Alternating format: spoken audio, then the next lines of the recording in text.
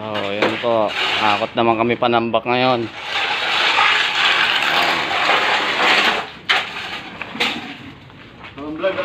So,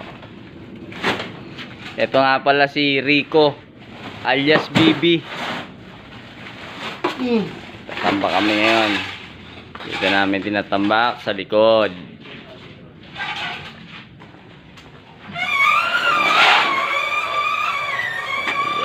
Tinatambakan namin. Kaya sa magpapatambak, PM lang.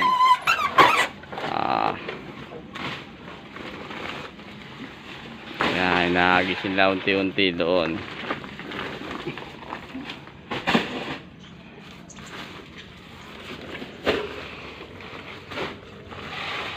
Yan, tatambakan natin pala yan isang buo. At yan, hanggang dito. Yan ang taas ng flooring na yan. Yan.